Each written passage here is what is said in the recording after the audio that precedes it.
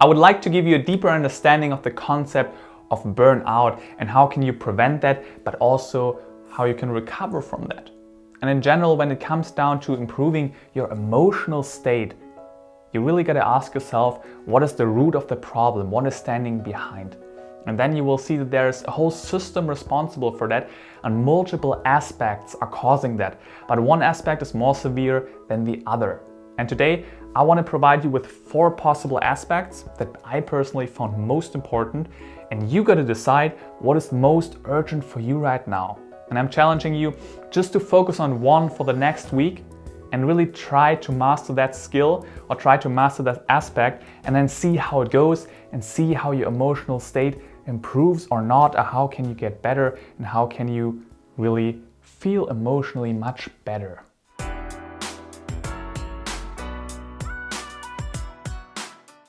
The first point is purpose, passion, connectedness. You're supposed to burn for something, not burn out for something you don't find meaningful.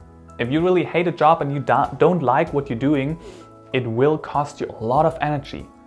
On the other hand, if you do something you really like, it's not costing you so much energy and you don't have the strong need for recovery, or at least much lower. So you really want to make sure that you do something that you enjoy, and if you don't like your job or you even hate it, and you really got to make sure that you get as quick as possible out of that and try something different, especially if you really feel like you're close to burnout and this is really something you hate and you have to go there every single day.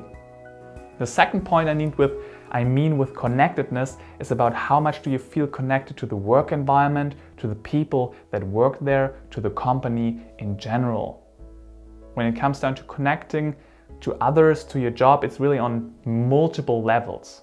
So ask yourself, how much do you like your job and how much do you feel connected to the whole environment, to the whole people there.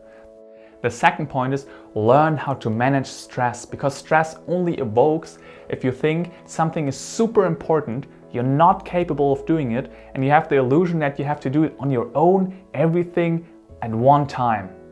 And in fact, if you just check out the first link in the video description, I shot a video specifically about stress management and how to deal with stress. And I just asked you to figure this out a little bit deeper if you want to, and click on that link. And otherwise, I'm not going too much into depth here because I just answered this stress management question already in the other video. The third point is about rest breaks, and here I got some points that are all interconnected. For example, the work-life balance. If you just have work in your life and something is going bad at work, your life is basically shitty because this is all you have. So you gotta have some friends, hobbies, family maybe even. So different aspects in life that give you joy. So if something is going bad at work, you can still get lifted up by all the other aspects in your life.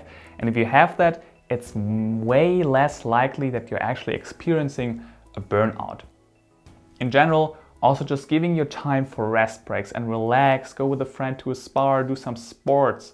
If you're always here and have to work, of course you have struggles to fall asleep during the night and have sleep problems because you basically lost this balance of generating, regenerating. You always try to generate, and this is not sustainable, it will not work. And I know this sounds now very easy, but maybe even go to a counselor or a psychologist and really make a plan for recovering here, because it sounds easy to get this work-life balance again and make your plan, but sometimes it might be harder than it sounds. And apparently you are kind of close to burnout or very stressed, and you gotta set the priorities here. What is most important to you? Do you want to be healthy and happy? And you gotta have some certain balance on the long run at least. If you're asking yourself what you can do throughout those recovery activities, you don't know what to do, what's inspiring, then just check out the video 1000 recovery activities I shot. It's the second link in the video description to get some inspirations. But in general, really have those rest breaks. Even throughout work, having those 90 minutes work cycles, that's apparently the best. Of course, individual differences, but then really every 90 minutes about, really take your time, drink a coffee if you want to, talk with your friends, walk around the block, but having a rest break, that's key.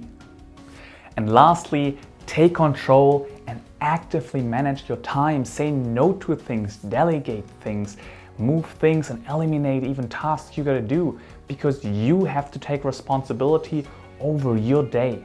Also this perfectionism thing, maybe you're suffering from that, really work on that. Make it dependent on the task. Some tasks I'm doing, I'm very much a perfectionist because I want that to be perfect, it's very important. And then there are other tasks I realize, okay, it's fine if I just do 95%, it's still serving the purpose.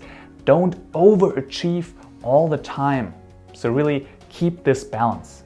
So those are the 4 points: purpose, passion, connectedness, stress management, taking rest breaks, and taking control and responsibility.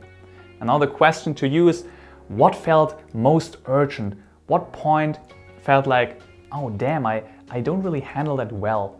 And really focus on this one point, just one point the next week, and really sit down now and think about how can you improve this point and improve your well-being. Think about that, because now it's time to set some new priorities. You feel like, okay, it's going in the wrong direction, I want to change something. And changing something means changing your behavior, changing your thinking, changing your priorities. And I wish you good luck with that.